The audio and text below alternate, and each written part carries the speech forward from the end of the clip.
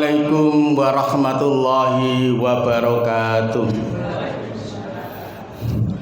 Alhamdulillah, wassalatu wassalamu ala rasulillah wa ala alihi wa ashabi wa mawalah. Yang kami hormati Bapak Yai Ali Mansur, pimpinan pondok pesantren Ar-Raudhatul Ilmiah, Bapak Ibu sekalian jamaah pengajian Fajar Imani yang kami hormati, marilah kita panjatkan puji syukur kehadirat Allah Subhanahu wa taala yang telah memberikan banyak kenikmatan kepada kita, mulai nikmat iman, nikmat Islam, nikmat kesehatan, dan masih banyak lagi nikmat-nikmat yang lainnya. Sholawat serta salam semoga tetap tercurahkan kepada suri tauladan kita Nabi Muhammad Rasulullah SAW, yang harus kita ikuti sunnahnya agar kelak di akhirat kita mendapatkan syafaatnya. Bapak Ibu pengajian Fajar Imani yang kami hormati, pada pagi hari ini yang akan memberikan mauidhah hasanah yaitu Bapak Yai Ali Mansur Kastam. Kepada beliau kami persilakan.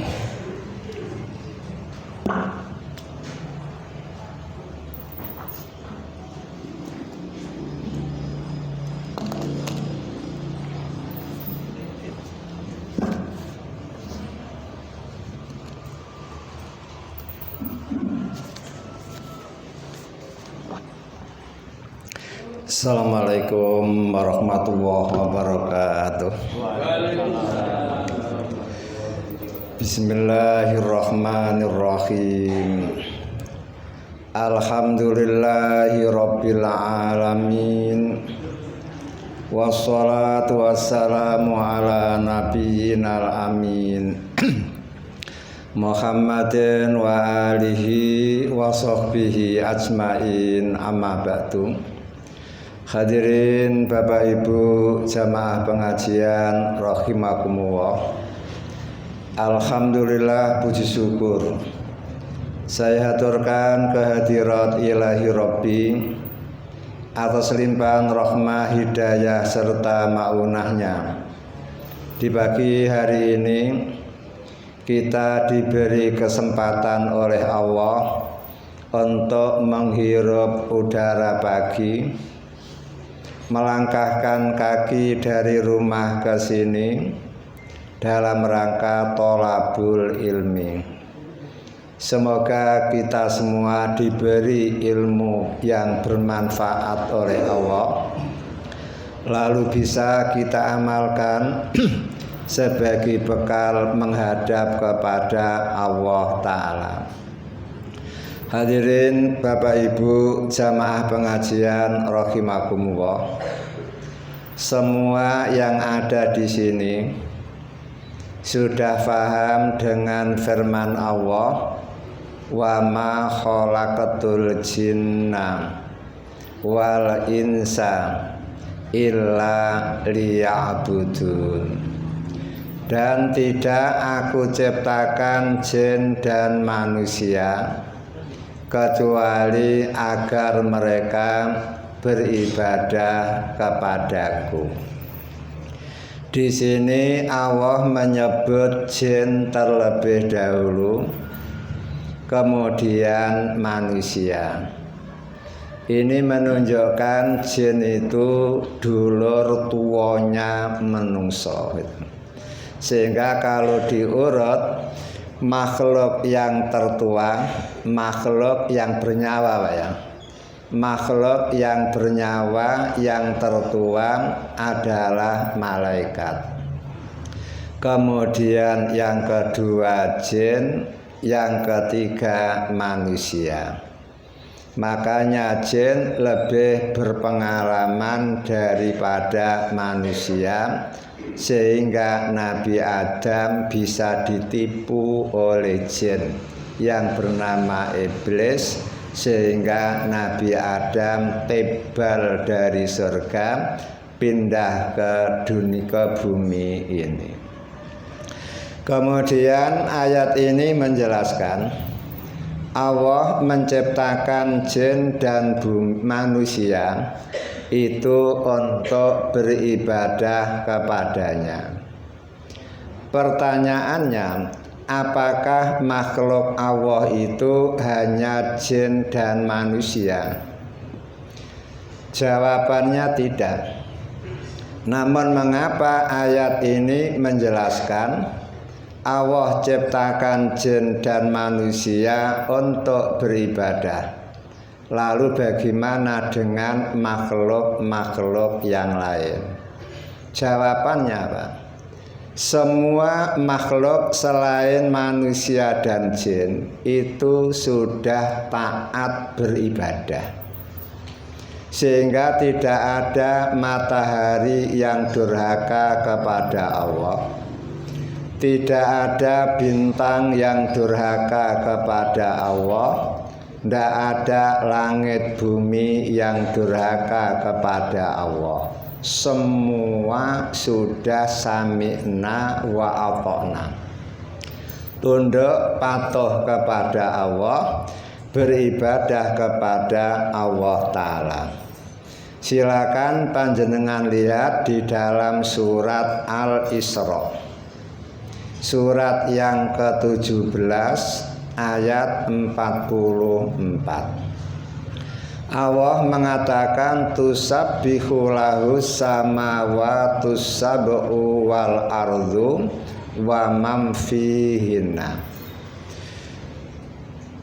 Langit 7 selalu bertasbih kepada Allah menggunakan fi'il mudhari' tusabbihu, berarti berfaedah istimrar, terus menerus. Tiap detik langit itu bertasbih kepada Allah, wal ardu, bumi pun demikian.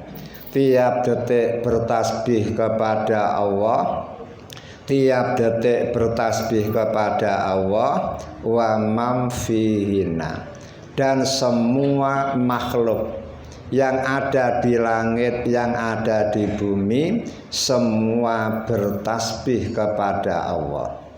Wa min syai'in illa yusabbihu bihamdi, dan tidak ada sesuatu apapun yang ada di langit, yang ada di bumi, melainkan semua bertasbih dan bertahmid kepada Allah.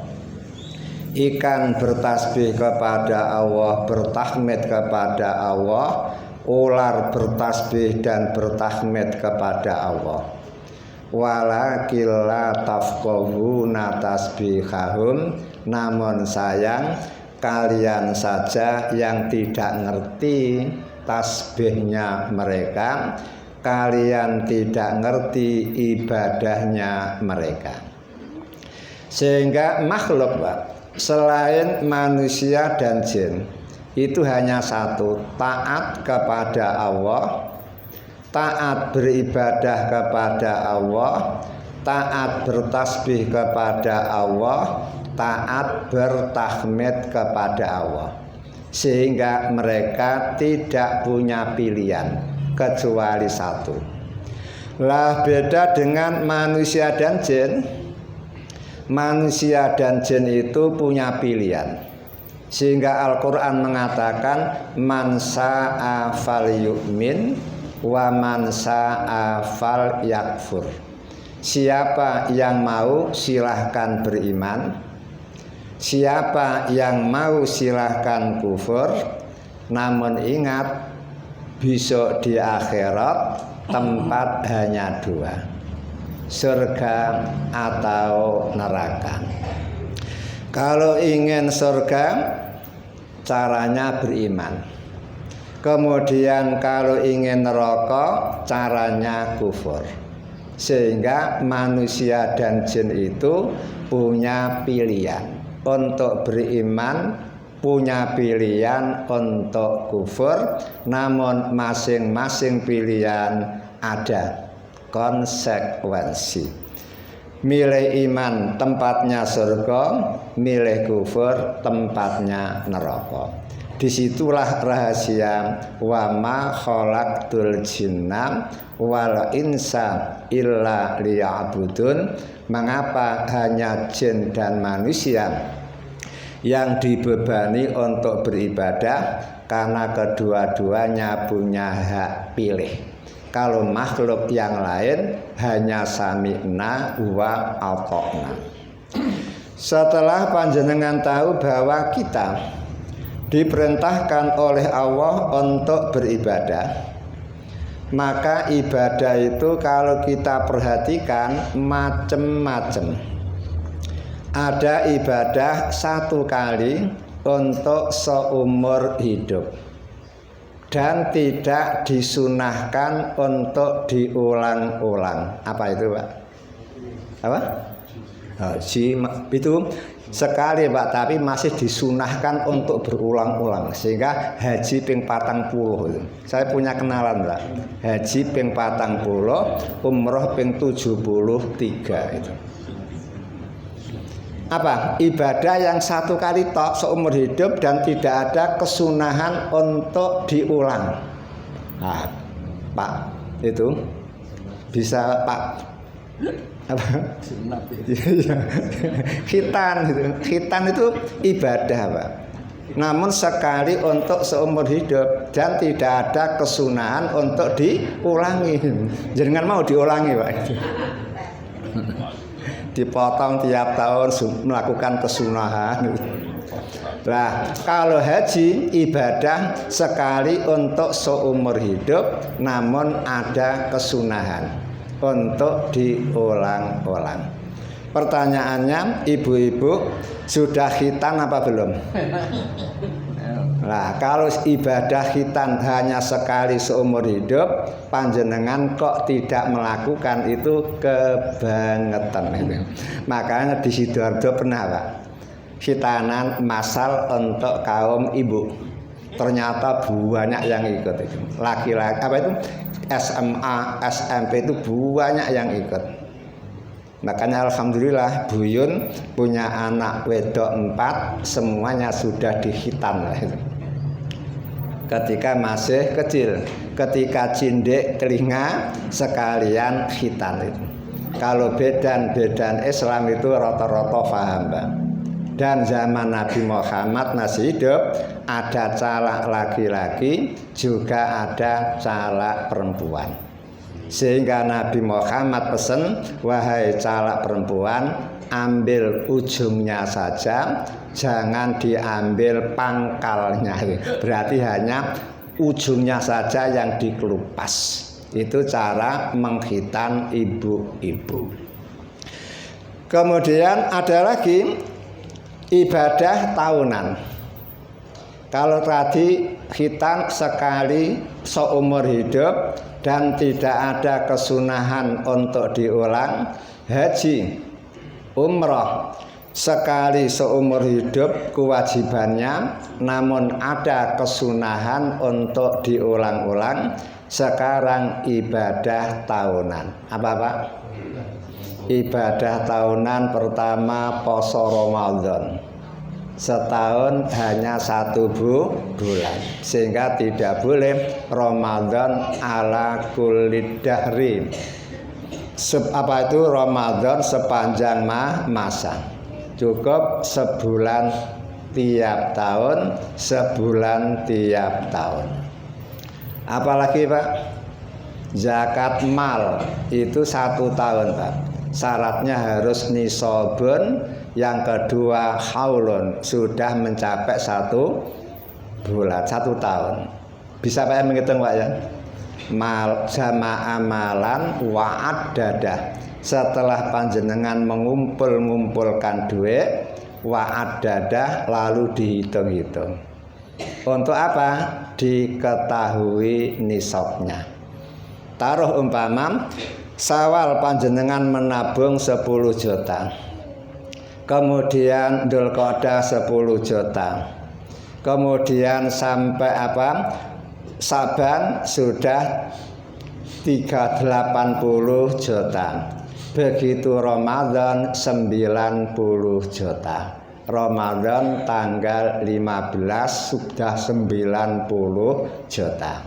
Maka tandai Pak, tandai. Oh, berarti tabunganku sudah mencapai 1 nisab pada bulan Ramadan tanggal 15. Kemudian Ramadan berikutnya tanggal 14 itu berarti dihitung lagi tabungan panjenengan. Dari 90 juta kok tinggal swidak Pak. Oh, berarti gagal, tidak wajib zakat lagi. Kenapa? Belum nyampe 1 nisab. Lah setelah Ramadan tanggal 15 sudah mencapai 100 juta. Maka berarti tanggal 14 Ramadan tahun depan perlu dihitung. Ternyata sudah mencapai 200 juta. Percepatan Pak. Karena semula jadi carik, sekarang jadi DPR umpamanya. Sehingga langsung percepatan tabungan menjadi 200 juta.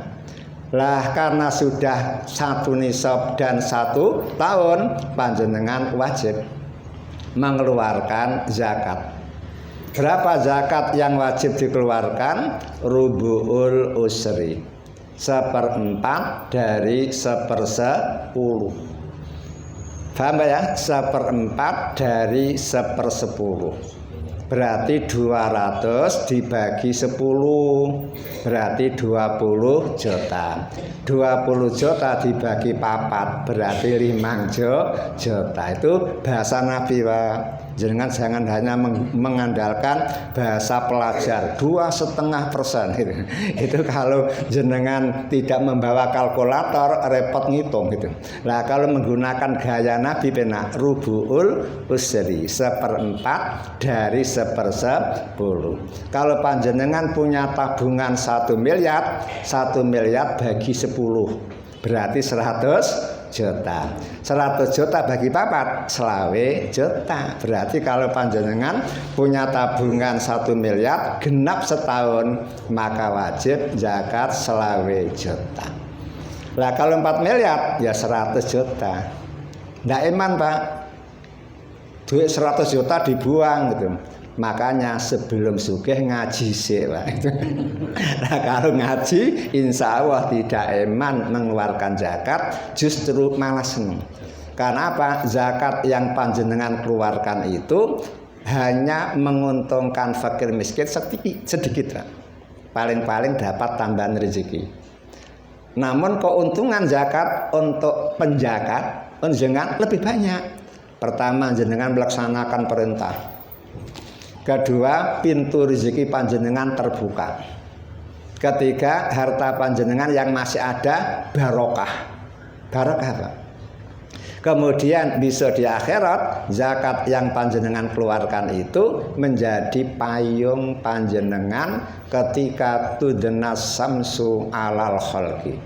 Matahari didekatkan oleh Allah kepada makhluk. Kami dari milen seukuran 1 mil, 1,5 kilo. Sekarang saja jarak bumi dan matahari rata-rata Pak 150 juta kilo, panasnya seperti ini. Lalu bagaimana kalau matahari didekatkan hanya 1,5 kilo? Lah pada waktu itu semua orang butuh payung. Tapi toko payung sudah tutup. Dodol tampah juga tutup. Daun pisang tidak ada, yang ada hanya di nyanyian Pak. Memori daun pisang gitu. Kalau di akhirat tidak ada. Yang punya payung hanya Allah, dan itulah yang akan diberikan kepada orang-orang yang banyak sedekah, orang-orang yang taat mengeluarkan zakat. Berarti zakat itu keuntungan terbesar untuk yang mengeluarkan zakat. Apalagi yang tahunan Pak. Salat hari raya itu tahunan Pak. Idul Fitri setahun sekali. Idul Adha setahun sekali. Makanya perempuan-perempuan haid pun diperintah oleh Nabi untuk keluar ke lapangan. Perempuan-perempuan pingitan pun harus ikut keluar. Untuk apa? Keluar wong haid untuk yashadnal khair wa da'watal muslimin, untuk menyaksikan syiar Islam dan untuk mendengarkan mau'idhah. Mau'idhah, khatib kan selalu memberi mau'idhah Pak ya. Nah, itu. Dan untuk menambah syiar. Sehingga disunahkan pergi lewat satu jalan, kemudian pulang lewat jalan yang lain. Untuk apa? Pertama menambah syiar, kemudian yang kedua embong yang panjenengan lewati besok pada hari kiamat akan datang menjadi saksi panjenengan. Embong-embong yang pernah panjenengan ida-ida itu ngomong, ya Allah, aku menyaksikan. Dulu Pak Sanuri itu pernah mengida-ida kasayang ketika berangkat haji, berangkat mendengarkan pengajian di panti asuhan. Makanya Pak Sanuri kalau budal lewat sini ya, pulangnya lewat sana Pak. Kenapa? Likasrotil futatil, itu untuk memperbanyak langkah di dalam kebaikan. Kemudian apalagi yang tahunan Pak? Al-udhiyah, yaitu menyembelih hewan. Itu ibadah tahunan. Kalau tahun ini panjenengan gagal melaksanakan ibadah tahunan, pertanyaannya apa mungkin tahun depan panjenengan bisa? Kan gitu ya. Apa mungkin tahun depan bisa? Insya Allah Pak, badan saya sehat setelah check up, jantung normal, kemudian liver normal, segalanya normal. Pertanyaannya, setelah panjenengan ketemu Idul Adha berikutnya, apakah panjenengan masih punya tabungan? Gitu. Gitu ya. Makanya jangan dilewatkan itu. Karena ini apa? Ibadah tahunan. Ibadah tahunan. Saya tambah Pak, kelewatan Pak. Akikoh itu kan seumur hidup sekali Pak ya. Itu pun kalau hadis yang sahih pada hari ke-7. Bila habis hari ke-7 kok panjenengan belum mengakikahi anak panjenengan, maka anak panjenengan sudah tidak punya waktu untuk qadha. Kalau poso ada istilah qadha, kalau walimah akikah tidak ada istilah qadha. Dan ingat, akikah itu kewajiban wong tua gitu, bukan panjenengan. Sehingga kalau panjenengan dulu kok tidak diakikahi Pak, tidak perlu qadha Pak. Tidak perlu qadha, sudah habis, kesunahannya sudah habis. Karena hadis yang menerangkan siapa yang tidak bisa berakikah hari ke-7 silahkan ke-14, tidak bisa ya 21, tidak bisa hari ke-40, tidak bisa sebisanya. Itu hadisnya lemah. Karena lemah kan kita tidak perlu melakukan. Sehingga yang ada tiap tahun itu kurban. Inilah yang harus dipentingkan. Kemudian apalagi yang tahunan Pak? Poso Arafah itu tahunan Pak. Sehingga pertanyaannya, puasa Arafah itu ikut wukuf di Arafah apa ikut tanggal itu? Bagaimana Pak? Jawabannya, sebelum ada kewajiban haji, Nabi Muhammad sudah poso Arafah Pak. Berarti apa? Tanggal kan? Dan wukuf Arafah itu pada tanggal 9. Kemudian tanggal 9 itu setempat matla internasional. Kira-kira bagaimana? Lah kalau kesepakatan MUI, maka matlak Indonesia itu adalah matlak NKRI. Kalau Sabang sudah bisa melihat hilal, maka Papua walaupun belum bisa melihat hilal sudah wajib ikut. Ini namanya apa? NKRI. Matlak NKRI. Lah kalau matlak internasional berarti apa? Mengacu kepada dua, Mekah dan Turki. Dan kebetulan hari ini Mekah pun Idul Adha-nya tanggal 28, Turki juga tanggal 28. Karena di waktu matahari tenggelam, rembulan masih ada di ufuk Mekah, Pak. 5 derajat lebih 44 menit. Sedangkan di Banda Aceh 2 derajat 49. Di Papua ketika matahari tenggelam, rembulan masih ada di atas ufuk, ketinggiannya 0 derajat 43 menit gitu. Berarti wilayah Indonesia total wujudul hilal. Mengapa pemerintah kok tetap 29? Ya karena sudah kadung bersepakat dengan Singapura, kemudian Brunei, kemudian Malaysia, Indonesia, sehingga kesepakatan Mabin itu 3 derajat. Kemudian jarak antara matahari dan rembulan ketika tenggelam 2,4 derajat. Kalau dulu sebelum Pak Yakut jadi menteri agama dulu, ketinggiannya cukup 2 derajat ke atas.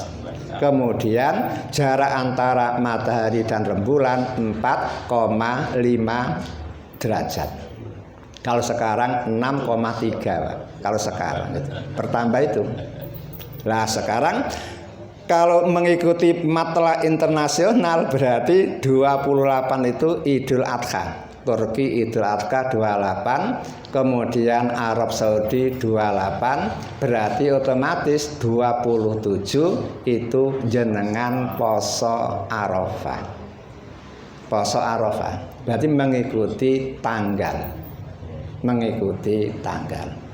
Lebih-lebih sebelum Nabi Muhammad ada perintah haji, Pak. Nabi Ibrahim sampai Nabi Isa itu wukufnya bukan di Arafah, Pak, tapi wukufnya di Mas'aril Haram yang ada di Musdalifah. Lah setelah terjadi fahum antara Nabi Isa dan Nabi Muhammad jauh ya jaraknya itu, kemudian Nabi Muhammad diwajibkan untuk melaksanakan ibadah haji. Ternyata wukufnya Nabi bukan di Mas'aril Haram namun di Arafah itu. Ingat, kadang-kadang ada orang ngomong, Pak, mengapa haji saja kok dibatas-batasi? Yang boleh haji hanya 1% dari penduduk. Jawabannya, Pak, kalau tidak dibatasi, Pak, ketika wukuf jenengan tidak bisa ambekan. Sekarang saja, Pak, ketika orang haji wukuf di Arafah, Pak, jatah satu orang itu hanya 70 cm persegi, Pak. Satu orang itu, Pak. Belum dikurangi MCK, dikurangi jalan, Pak, sehingga berjubel-jubel. Ya kalau ikan pindang bisa ditotor wapi di dalam kendil menjadi ikan pindang gitu ya. Lah kalau manusia kan tidak bisa begitu, makanya dibatasi.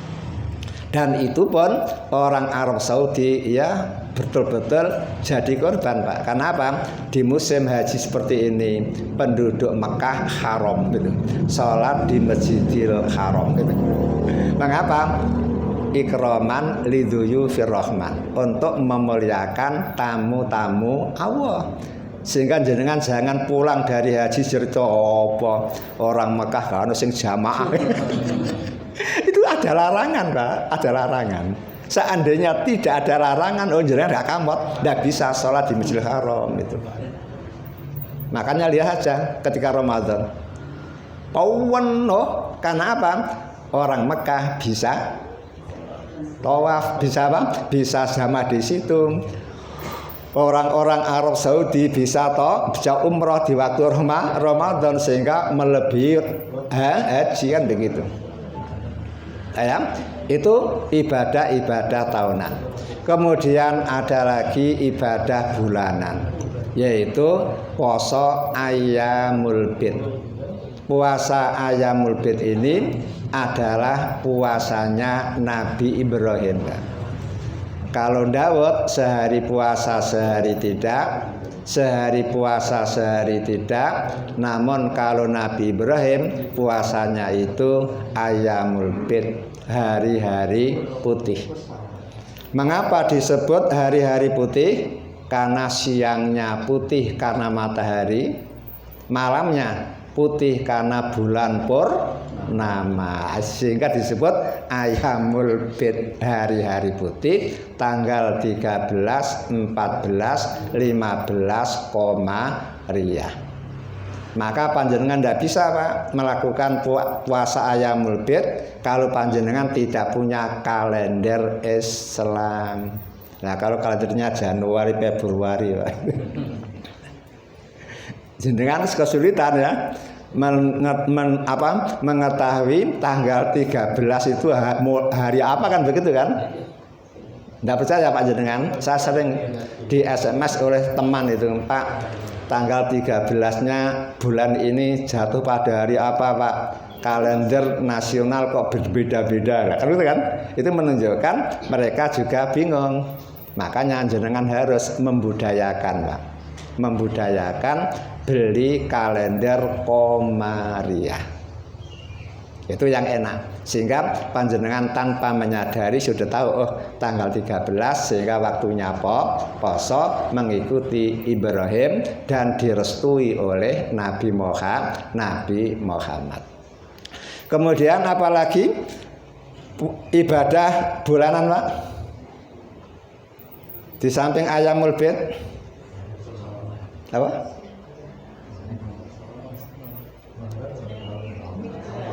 Tidak ada. Ya, sekarang ganti mingguan, usbuian gitu. Mingguan. Kalau mingguan Jumatan ada gitu ya. Kemudian Senin Kemis ada, kan begitu kan? Ya itu. Kemudian kewajiban ibadah harian, sholat 5 waktu, kan begitu. Lah sekarang ibadah detikan Pak. Nah, iya, coba lihat. Wa ma khalaqtul jinna wal insa illa liya'buduni. Ya'budu kan menggunakan fi'il mudhari'. Fi'il mudhari' faedahnya kan istimrar, berketerusan. Berarti panjenengan diperintah Allah beribadah itu tidak hanya tahunan, tidak hanya bulanan, tidak hanya mingguan, tidak hanya harian, tapi ala kulli ahyanikum. Setiap detik-detik panjenengan harus ibadah. Ibadah Pak. Apa bisa? Kenapa tidak bisa? Jenengan masuk ke WC, melangkah kaki kiri dulu. Ibadah kan? Membaca doa apa Pak? Allahumma ini, kan begitu kan? Ibadah kan? Mau geblak, mau tidur, apa Pak yang dibaca Pak? Kemudian menambah 10 ayat Baqarah kan? Mulai dari Alif Lam Mim sampai 4, ditambah ayat kursi, bawahnya 2 berarti 7, ditambah 3 akhir Baqarah dari lillahi, berarti membaca 10 saja panjenengan sudah seperti mengkhatamkan Baqarah. Kan penak kan Pak ya? Kemudian membaca doa tidur, syukur-syukur tambahi kulhu ping 3, Fatihah ping Falak ping 3, kemudian kul a'udzu ping 3. Bahkan Nabi mengatakan kalau panjenengan kepingin punya tambahan rumah, berapa Pak rumah jenengan Pak? Di dunia berapa? Siapa yang punya rumah 12? Seperti sahabat Jubair itu. Nah, Nabi Muhammad ngomong kalau panjenengan rutin tiap mau tidur membaca kulhu ping 10, maka Allah bangunkan rumah di surga. Benar kan Pak ya? Jenengan kepingin punya perumahan saja Pak, ngangsur ping 15 tahun tiap bulan 700.000 cukup membaca kulhu ping 10 sudah dibangunkan rumah di surga. Umar berkomentar, idan nuksiru bi, kalau gitu bi saya akan memperbanyak membaca kulhu. Apa kata Nabi? Allahu aksar, Allah lebih banyak rezekinya. Tak jangan khawatir, semakin banyak membaca Al-Ikhlas, semakin banyak Allah buatkan rumah untuk kamu di dalam surga. Berarti apa? Ibadah itu ala kulli ahyanikum, setiap masa. Bagaimana kalau orang kerja sama? Kerja pun harus diniati ibadah, Pak.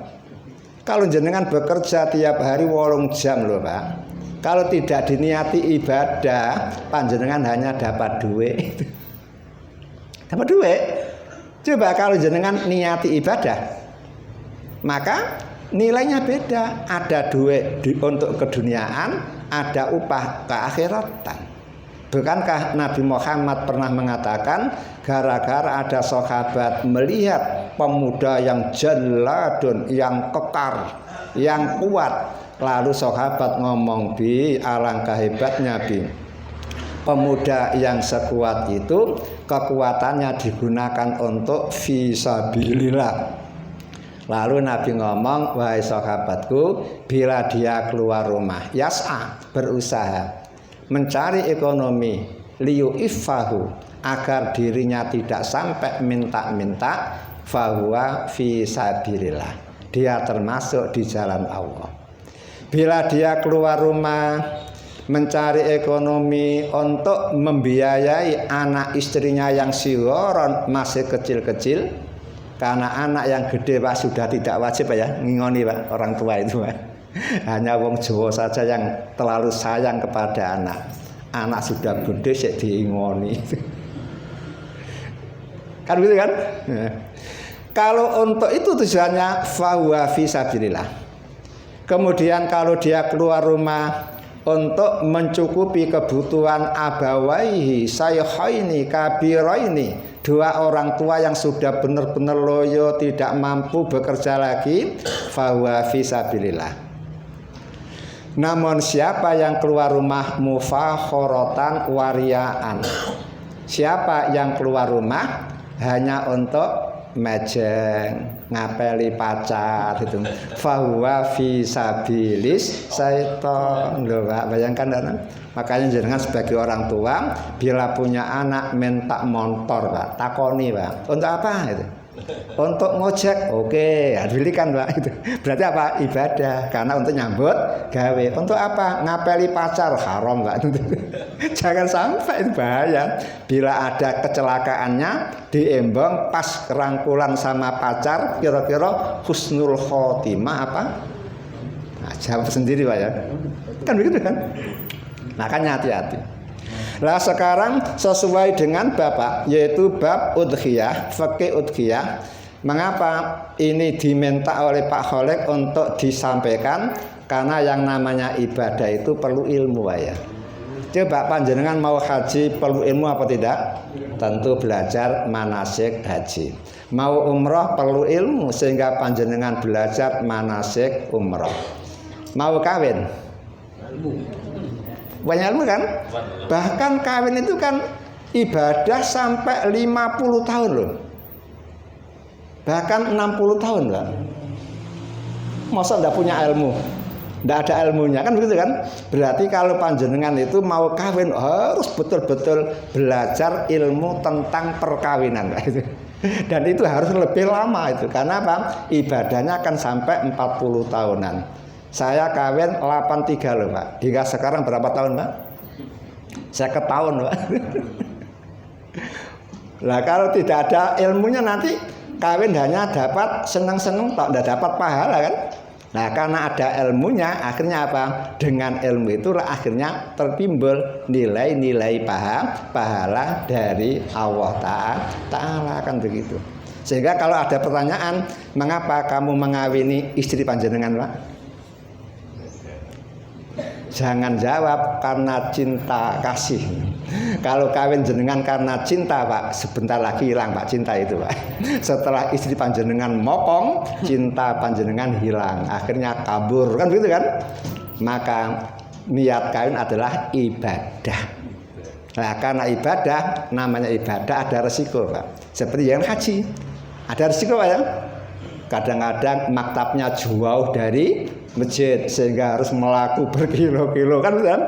Kemudian melontar jumroh juga wabot. Namun seabot apapun karena itu ibadah tetap sami'na wa ata'na. Lah begitu pula orang kawin. Kalau niatnya ibadah Pak, maka seperti Nabi Ibrahim. Walaupun setelah punya anak yang dirindukan berpuluh-puluh tahun, begitu anak nongol malah disuruh ditempatkan di Mekah. Nabi Ibrahim harus pisah dengan Nyai Hajar, Nabi Ismail kembali ke Palestina. Bayangkan Pak, ini kalau bukan karena ibadah ya berat Pak, pisah dengan bojo. Tonggo jenengan ada kan stres gara-gara ditinggal lari bojone. Nah, Nabi Ibrahim malah menempatkan istri mudanya di bak kata mubarakah. Kan begitu kan? Itu karena ibadah saja. Sehingga bertahan menjadi seperti itu.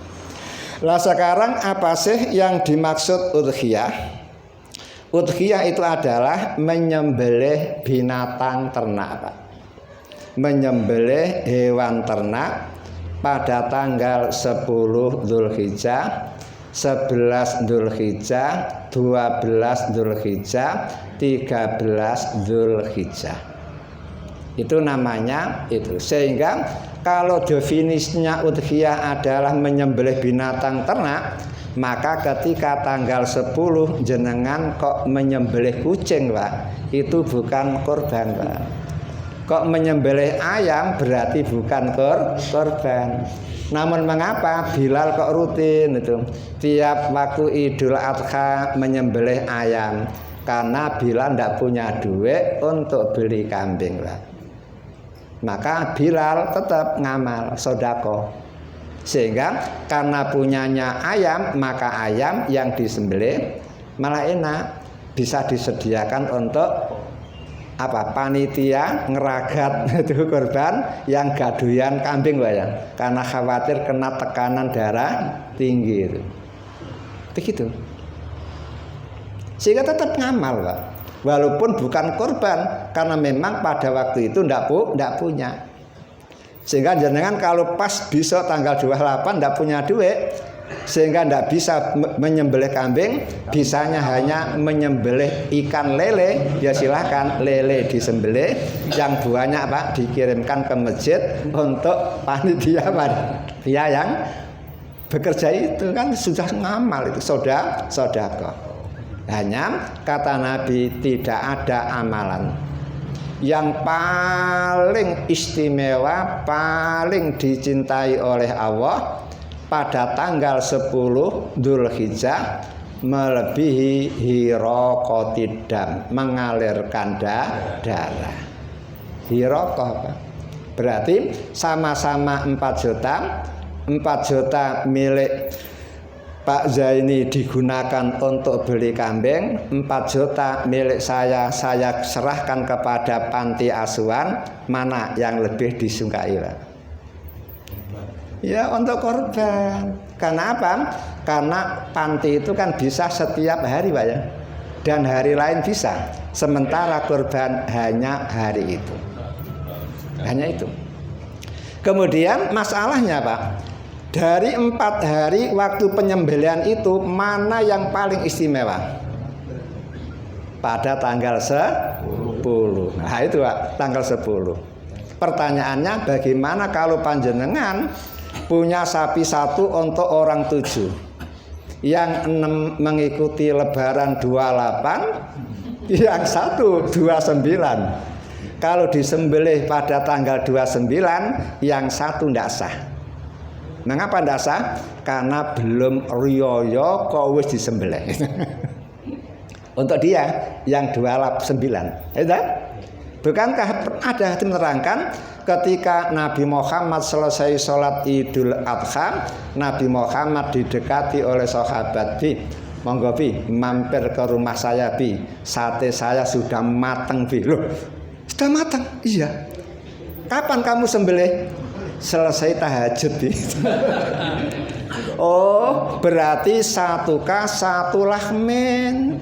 Kambingmu itu kambing untuk makan biasa, bukan korban. Lah kok bisa Bi? Karena korban itu harus disembelih ba'da sholati Idul Adha. Setelah sholat Adha. Lah pripun Bi? Ya ulangi. Akhirnya dia cari lagi kambing, Pak. Dilalah ndak ketemu. Hanya ketemu jazaah itu. Kambing kibas itu yang umurnya 6 bulan. Bi, ini Bi umurnya hanya 6 bulan Bi, tapi paling apik Bi, paling aku cintai. Bisa Bi? Ya untuk kamu cukup. Untuk kamu cukup. Bisa. Namun untuk jenengan Pak, kalau jazaah 1 tahun, kalau kambing domba Jawa Pak 2 tahun. Ya, kalau sapi berapa tahun Pak? Ya 2 tahun ke atas lah. Kalau onta 5 tahun, kan begitu. Akhirnya apa? Ya sudah lah begitu Pak. Jadi kalau jenengan punya masjid yang urunan campur, ada yang riyo 28, ada yang 29, piye Pak? Disembelih hari apa? 29 Pak. Yang 6 protes Pak. Waduh, berarti saya meninggalkan afdholiyah ini. Afdholnya kan tanggal 10. Nah inilah makanya perlu kebijaksanaan Pak. Apa itu? Tukar guling. Tukar guling. Nah ini ada teman yang itu berarti jenengan gembol dengan ayam lembu itu sama-sama 29-nya. Nah kalau ini 7 untuk yang sama-sama 28, sehingga masing-masing dapat afdholiyah. Kan begitu. Ya. Kemudian bagaimana cara menyembelih menurut Islam? Ternyata menyembelih menurut Islam itu yang wajib Pak, yang terputus hanya 2, yaitu hulqumun wa mariun. Kalau hulqum itu apa? Saluran nafas harus putus, mariun saluran makanan harus putus. Itu yang wajib. Namun wayusanu ada kesunatan untuk qat'ul wadajaini, memotong 2 urat leher. Kiri kanannya harus dipotong. Kenapa? Lisurati mautiha, agar kematian si hewan itu cepat. Sehingga menurut Islam, kalau orang Islam menyembelih itu harus memotong 3 Pak.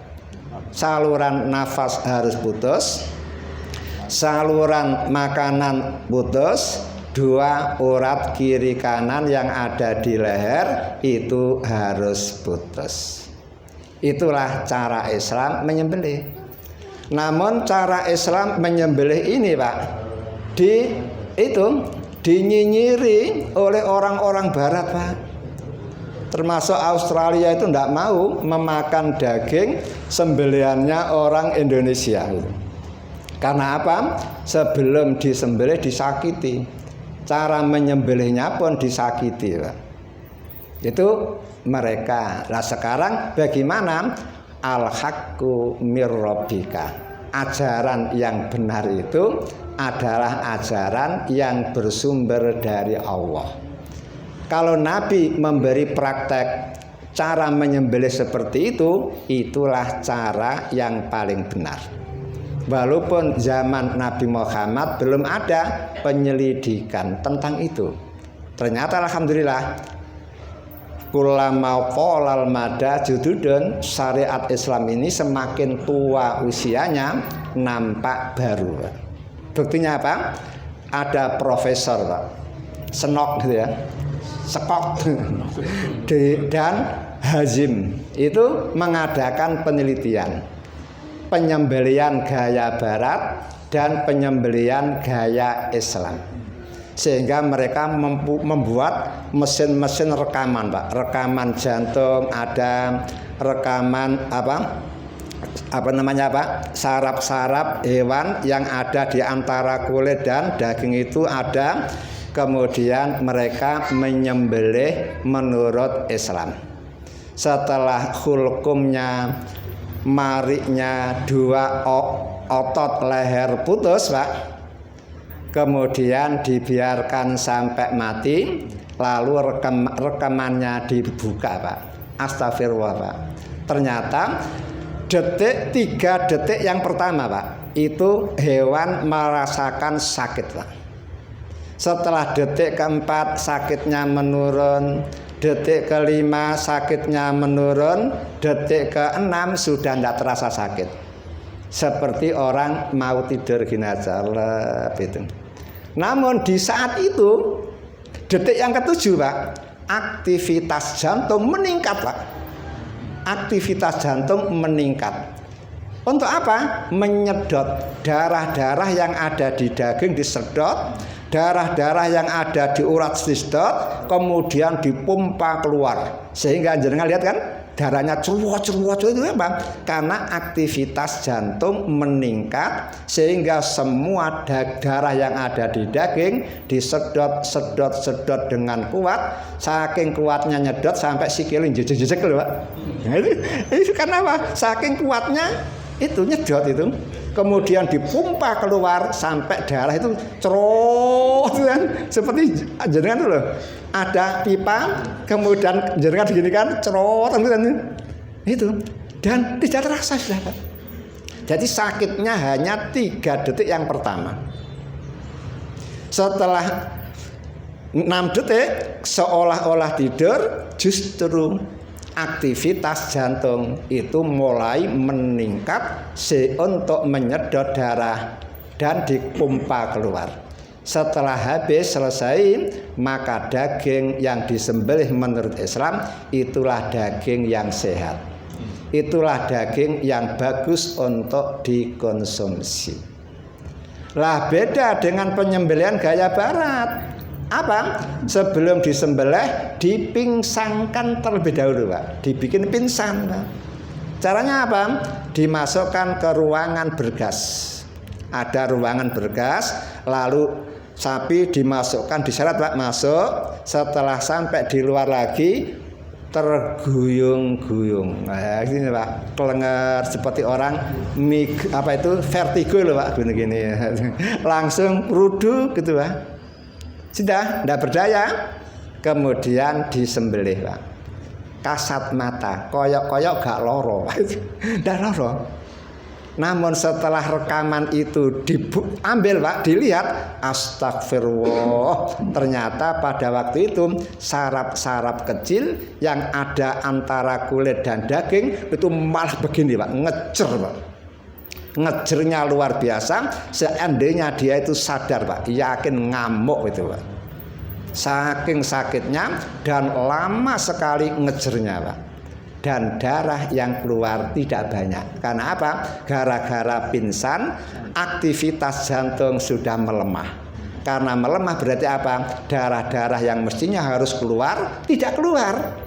Akhirnya apa? Setelah hewan mati, darah yang tidak keluar membeku. Setelah membeku, itulah sarang. Ditumbuhkannya apa? Bakteri-bakteri. Sehingga daging menjadi gampang berek.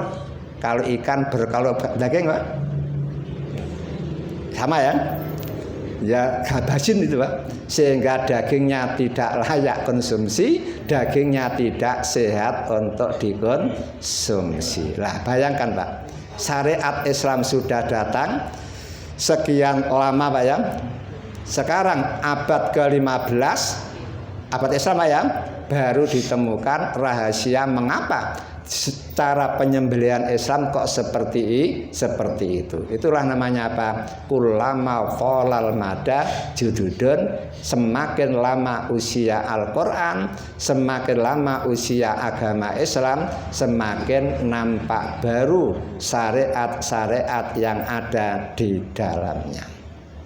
Kemudian perlu diketahui, orang berkorban, Pak, itu harus lillahi ta'ala, karena Allah itu. Tidak boleh karena yang lain. Karena apa? Lantanalul layanah lawa luhumuha wala dima'uha walakin yanaluhu taqwa minkum, kan begitu. Sehingga yang sampai itu bukan dagingnya seberapa kilo, seberapa kintal, yang sampai berapa banyak darah yang terpancar, namun ketakwaan. Artinya apa? Keikhlasan dia di dalam berkorban itu. Nah, ikhlas itu Pak, sebelum amal, sedang amal, setelah amal Pak. Sama ya? Keikhlasan itu harus jaga Pak, muhasabah.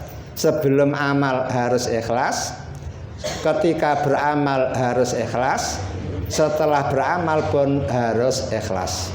Jangan sampai seperti tonggo saya itu, pulang dari berhaji, ketika keluar ke pasar ketemu temannya, Bu Siti berarti ten pundi, diem saja. Dipanggil lagi, diem saja. Bu Haji, oh apa? Haji ngono, bondone akeh. Berarti apa? Jaga kemabruran itu tidak ketika haji lah. Setelah haji pun harus jaga kemabrurannya. Berarti apa? Koyok-koyok dia itu haji agar dipanggil Bu Hajah itu. Begitu pula apa? Panjenengan berkorban. Jangan hanya ketika mau korban lillahi ta'ala, ketika korban lillahi ta'ala, ketika selesai korban tidak lillahi ta'ala. Kan buktinya apa? Begitu musim pandemi duit tidak ada, panjenengan diberi nasihat istri, Mas gak usah korban Mas. Oh lah apa korban, nanti apa kata orang. Apa kata orang itu kayak apa? Dia berkorban selama ini untuk apa? Orang untuk Allah gitu. Kan begitu kan? Lah kemudian saya terangkan Pak. Sekarang bagaimana dengan isu korban untuk si mayit? Ada apa ya? Korban untuk si mayit. Kira-kira tasihu amla, tasilu amla itu nyampe kepada orang tua apa tidak? Maka di sini saya tidak akan menjelaskan pendapat pribadi Pak. Saya cukup menukilkan pendapat ulama-ulama saja. Menurut Imam Abu Hanifah Pak, tasihul udhiyatu lil mayyiti wa yasiru sawabuha ilaihi. Korban untuk mayit sah dan pahalanya bisa sampai kepada si mayit. Kemudian menurut Imam Hambali, Ahmad bin Hambal, al-udhiyatu lil mayyiti afdhalu minas shadaqati lahu. Korban untuk si mayit nilainya lebih utama daripada bersedekah untuk mayit. Kalau panjenengan bersedekah untuk mayit dapat boleh, maka berkorban untuk mayit juga afdal, lebih boleh lagi begitu. Kemudian menurut berikut Imam Syafi'i, la tasihul udhiyatu lil mayyiti ila idza ausa. Korban untuk si mayit tidak sah, pahalanya tidak sampai, kecuali kalau si mayit sebelum mati berwasiat.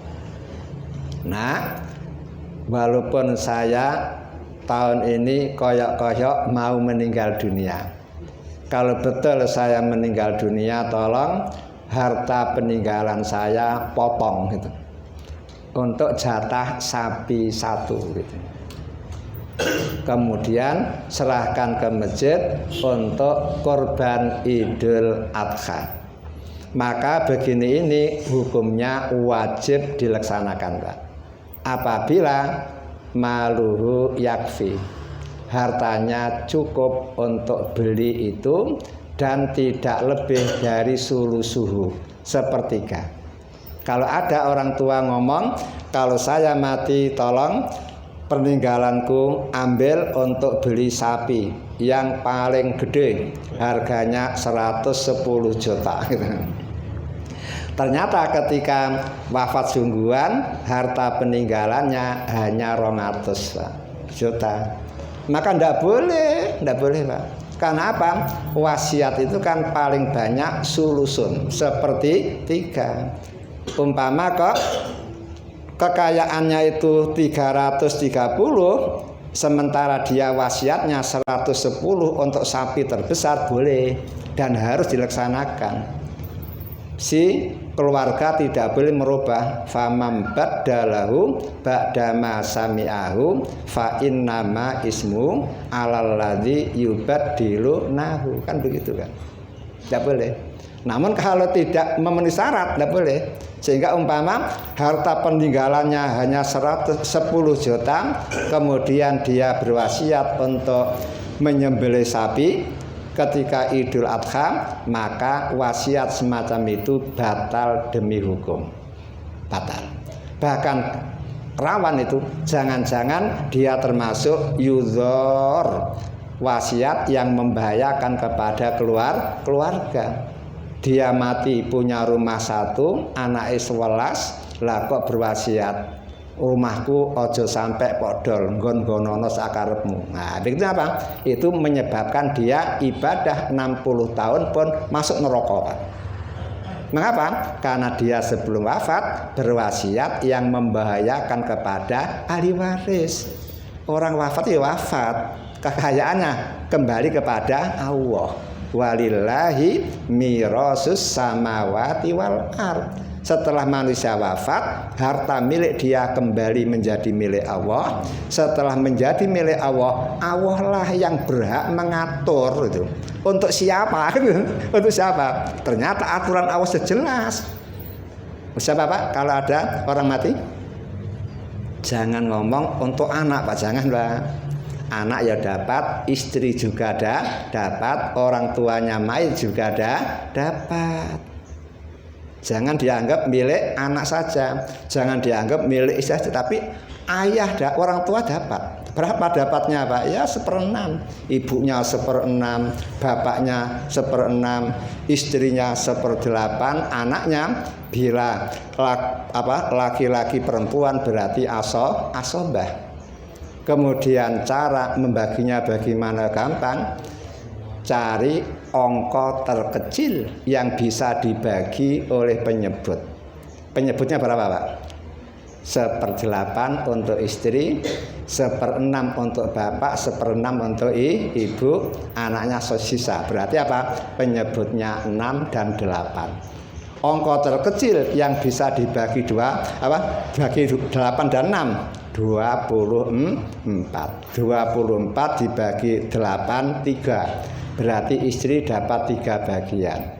Bapaknya mayit 6, 24 bagi 6, 4. Berarti bapaknya dapat 4, ibunya dapat 4. 4 tambah 4, 8. Tambah 3, 11. 24 diambil 11. Sisa 13. Nah, 13 itu sisa namanya Pak, untuk anak si mayit. Sehingga kalau si mayit meninggalkan bersih Pak ya, bersih setelah wasiatnya, setelah utangnya 24 miliar, berarti istri dapat 3 miliar. Bapaknya si mayit 4 miliar, ibunya si mayit 4 miliar, anaknya si mayit 13 miliar. Kalau laki-lakinya 1, wedoknya 2, berarti 13 miliar dibagi 4. Anak laki-laki dapat 2 bagian, anak perempuan 1. Itu bagiannya Pak. Tidak boleh membahayakan. Makanya saya pesen jenengan kalau punya membuat rumah itu jangan seperti orang India itu. Mereka di salapangan Pak. Ya kalau anaknya juga kabeh. Bagaimana kalau rumah si tok untuk anak 11, yang 1 kerja di Malaysia, yang 1 di Jakarta, yang 1 di Aceh, yang 1 di Kalimantan, yang 1 di Kertosono. Berarti yang nempati siapa Pak? Berarti kan bagaimana keadilannya itu? Kan begitu kan? Nah itulah makanya perlu belajar terlebih dahulu, jangan mati sebelum ngaji. Agar bisa mengatur itu semuanya. Lah kesimpulannya Pak, Kalau kesimpulannya ada ulama yang menyimpulkan begini. Orang tua ya mayit apabila memang punya wasiat dan wasiatnya memenuhi syarat, maka anak wajib mengorbankan hewan atas nama orang tuanya. Kemudian itu yang wajib hukumnya apa? Kemudian yang hukum jaiz boleh. Apabila panjenengan berkorban 1 ekor kambing, lalu panjenengan niat untuk panjenengan, untuk keluarga panjenengan al-ahya wal amwat, untuk keluarga panjenengan yang masih hidup dan keluarga panjenengan yang sudah mati, itu bisa Pak, nyampe itu. Karena apa? Keumuman hadis yang menerangkan Nabi Muhammad ketika menyembelih korban, Nabi Muhammad meniati, ya Allah terimalah korban ini dariku, dari keluargaku al-ahya wal amwat, baik yang masih hidup maupun yang sudah mati. Siapa keluarga Nabi yang mati? Pertama ya Hamzah, kemudian Abbas, yang Islam, bukan Abu Thalib. Kalau Abu Thalib tidak masuk. Kemudian Nyai Khadijah sudah wafat, anak-anak perempuannya pun sudah wafat, berarti Nabi meniati untuk itulah. Kalau si mayat hanya disertakan Pak, itu jaizan, ulama-ulama membolehkan. Silakan panjenengan ketika berkorban itu diniati untuk satu keluarga al-ahya wal amwat, baik yang mati, yang masih hidup maupun yang sudah mati, itu ulama-ulama membolehkan. Kemudian kalau korban murni untuk si mayit, murni untuk si mayit, padahal tidak ada wasiat dan tidak disertakan, hanya murni untuk mayit, maka mayoritas ulama mengatakan la tasihhu, tidak sah, wala yasilu sawabuha, dan pahalanya pun tidak bisa sampai ilaihi, kepada si mayit. Mengapa demikian? Buktinya apa? Nabi Muhammad tidak pernah berkorban atas nama keluarga yang sudah meninggal dunia, padahal Khadijah satu-satunya istri yang paling dicintai. Sampai Nabi Muhammad mengatakan, seandainya saya kawin dengan perempuan Kertosono, saya gagal jadi nabi. Gara-gara kawin dengan Nyai Khadijah, saya berhasil menjadi nabi. Karena apa? Perjuangan nabi, pembelaan Nyai Khadijah kepada Nabi Muhammad luar biasa. Bayangkan, sejak Nabi Muhammad diangkat oleh Allah menjadi nabi dan rasul, maka Nabi Muhammad dipensiunkan dini oleh Nyai Khadijah, sehingga Nabi disuruh fokus untuk berdakwah, Nyai Khadijah fokus untuk membackup dana, karena berdakwah tidak ada dana maka tidak mungkin bisa berjalan dengan lancar. Coba jenengan orang jegrek, kalau tidak punya motor bisa dari sini Pak? Tidak bisa lah. Melaku sikil wegah Pak ya. Padahal seandainya panjenengan mau melaku sikil Pak, itu lebih afdal Pak. Coba ulama-ulama dulu kan begitu, untuk mencari satu ayat, untuk memahami satu ayat saja Pak, itu banyak Pak. Ulama-ulama dulu itu berjalan sampai ratusan kilo. Setelah sampai di tempat tujuan, dilalah kiainya pas luar kota. Begitu itu dicari Pak, di mana tempatnya? Berjalan lagi ratusan kilo, hanya untuk memahami satu ayat. Bukankah panjenengan tahu hadis Nabi yang mengatakan, siapa yang belajar 2 ayat, maka panjenengan memperoleh nilai yang lebih baik daripada punya 2 ekor onta yang punuknya dur, dagingnya lawem. Kalau 3 ayat berarti 3 onta, 4 ayat 4 onta. Makanya ada tonggo saya Pak, kalau ngaji itu sekali ngaji 60 ayat itu. sekali ngaji, Pak.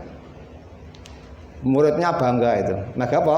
Dapat 60 onta itu. Sampai saya diolok-olok ngaji cap opo sampean itu, Pak itu. Ngaji sak jam kok mau 2 ayat. Kata saya gak apa-apa, 2 onta itu. Kalau sampean 60 onta karena satu pertemuan 60 ayat. Gitu Pak ya. Maka jenengan jangan malas untuk menghadiri majelis taklim. Semakin jauh tempatnya, maka semakin banyak berkah yang panjenengan peroleh. Lebih-lebih yang namanya langkah menuju ilmu itu banyak nilainya. Di antaranya apa? Mempermudah langkah panjenengan menuju ke surga. Kemudian yang terakhir, hikmah dari apa? Dari udhiyah. Pertama, imtisalan li amrillah, untuk melaksanakan perintah Allah. Sehingga orang itu harus betul-betul melaksanakan perintah Allah. Dan di dalam melaksanakan perintah Allah tidak perlu sami'na wa ana lisa gitu. Tidak perlu, Pak. Tidak perlu. Pokoknya Allah yang menyuruh, oke, sudah. Contoh ya, Al-Quran mengatakan kamu jangan makan babi. Semua sahabat sami'na wa ata'na. Tidak pernah mengapa, itu tidak pernah, Pak. Namun yakinlah di balik larangan pasti ada hikmah. Ternyata hikmah larangan babi itu baru ditemukan, Pak, pada akhir abad 18, Pak. Paham ya? Baru ditemukan bahaya babi itu pada akhir abad 18. Sehingga di babi mengandung cacing pita, cacing teranggina, yang lebih ganas, Pak, teranggina itu. Namun ditemukan pula di abad itu, kalau cacing pita, cacing teranggina itu digodok, Pak, dengan ketinggian 130 derajat Celcius, Pak, maka cacing pita mati, cacing teranggina mati. Berarti al-hukmu yaduru ma'al ilah wujudan wa adaman, hukum itu beredar menurut ilatnya. Babi mengapa diharamkan? Karena mengandung cacing pita. Sekarang cacing pita wis mati, berarti kembali halal. Itu tuh loh, Pak, bahayanya kan. Bahayanya, makanya sebagai orang Islam tidak perlu begitu. Pokoknya mengapa kamu tidak mau makan daging babi? Dilarang Allah. Mengapa kamu kok kurban? Diperintah Allah. Titik. Ya. Itu namanya apa? Tidak seperti jil-jil itu. Tahu jil, Pak ya? Yang selalu mengedepankan otak daripada nas Al-Quran, nas Al-Hadis, kan begitu kan? Kalau ada nas kok bertentangan dengan otak, maka Al-Qurannya perlu disetepo gitu. Nah, itu kan prinsip mereka itu. Nah, kemudian yang kedua, hikmah yang kedua, syukurun nikmah, Pak.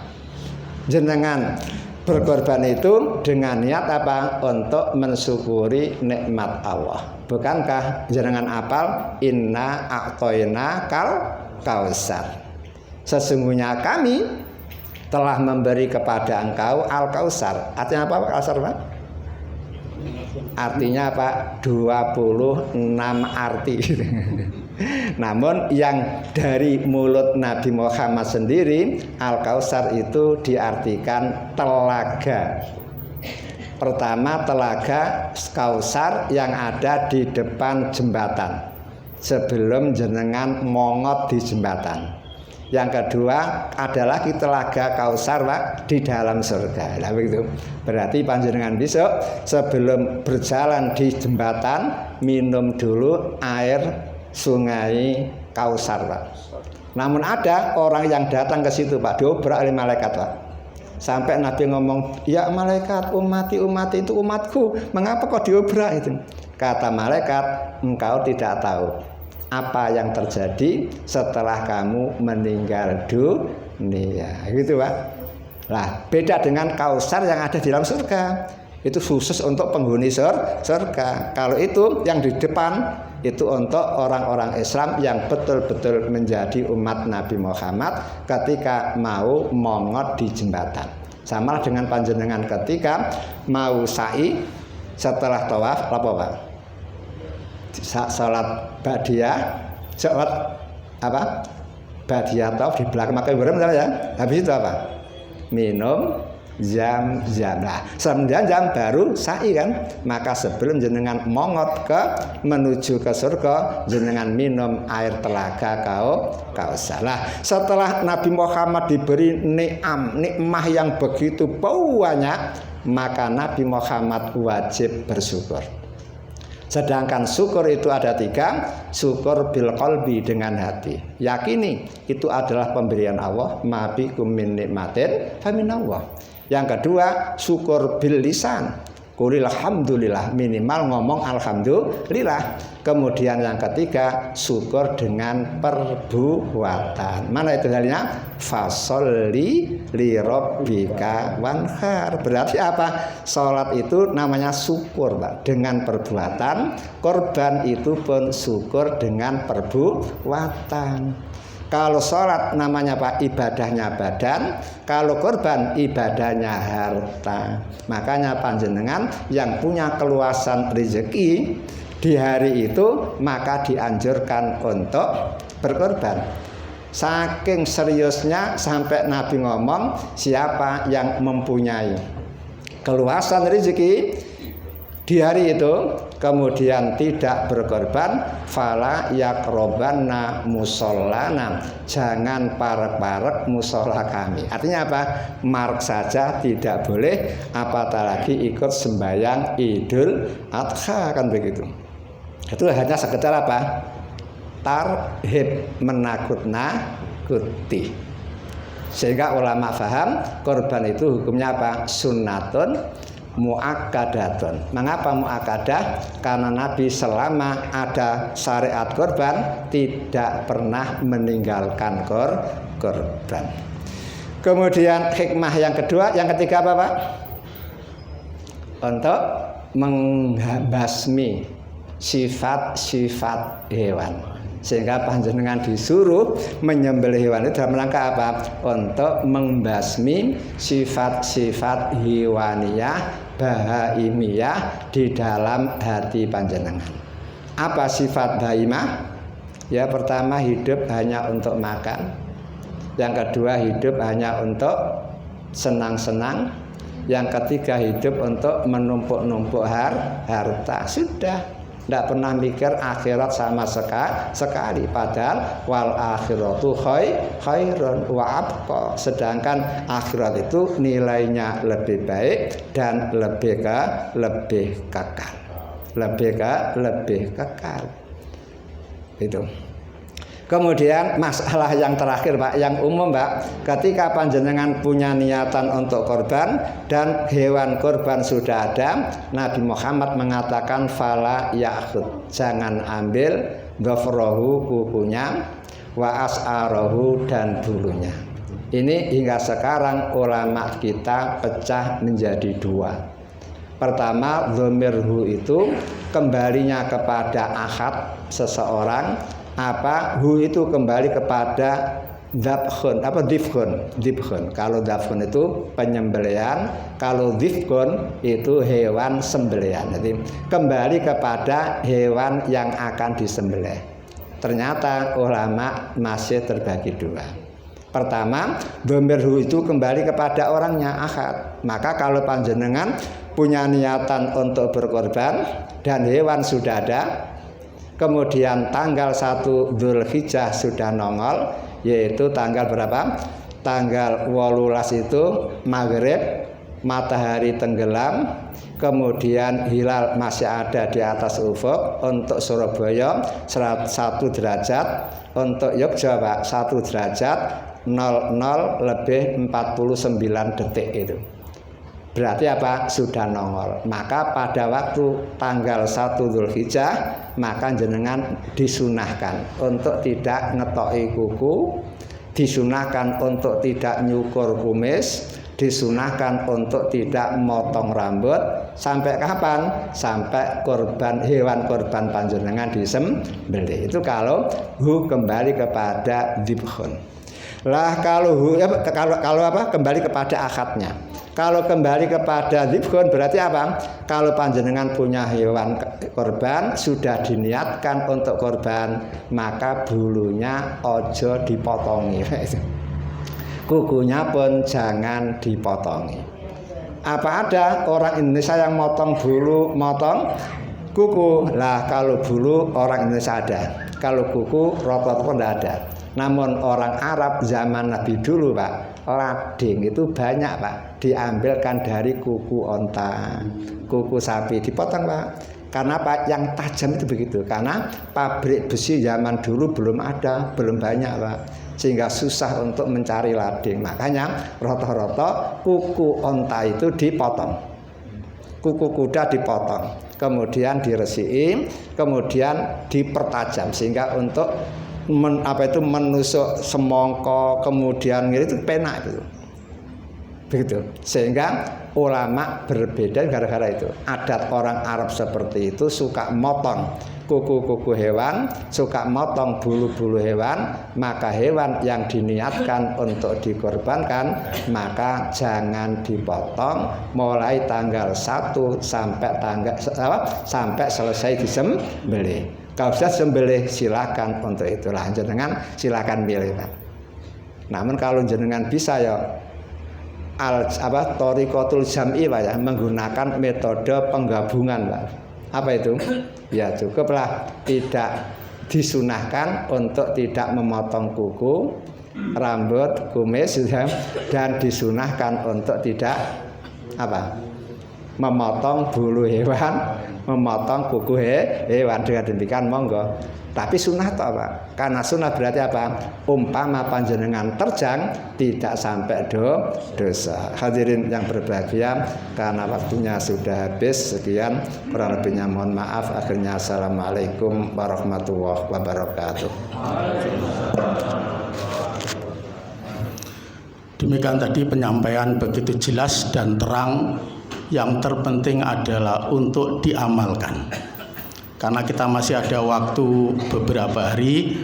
Kalau sekarang ada niatan untuk kurban, segera membeli kambing atau lembu. Tidak ada pertanyaan untuk hari ini karena setelah ini ada beberapa pengumuman. Pengumuman yang pertama yaitu Muhammadiyah menetapkan sholat Idul Adha yaitu tanggal 28 hari Rabu jam 5.30 sudah dimulai. Jadi bagi jamaah sekalian dimohon untuk segera datang ke Tanah Lapang jam 5.30 sudah sampai. Untuk di halaman kecamatan sebagai imam dan khotibnya Ustadz Abdul Qolik SAG MPDI.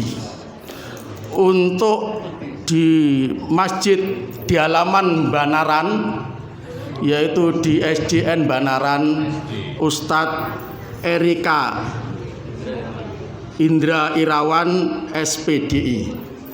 Untuk di Kepo, Masjid Kepo Dr. Arifin.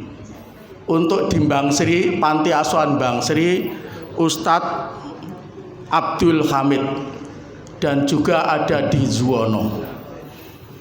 Selanjutnya pengumuman yang kedua bagi bapak-bapak yang pada hari ini ada Muspimcap yaitu musyawarah pimpinan cabang, dimohon untuk tidak meninggalkan tempat ini terlebih dahulu, untuk dimohon sabar. Demikian pengumuman yang dapat saya sampaikan. Kurang lebihnya mohon maaf. Mari kita tutup dengan doa kafaratul majlis. Subhanaka Allahumma wa bihamdika asyhadu an la ilaha illa anta astaghfiruka wa atubu ilaik. Assalamualaikum warahmatullahi wabarakatuh.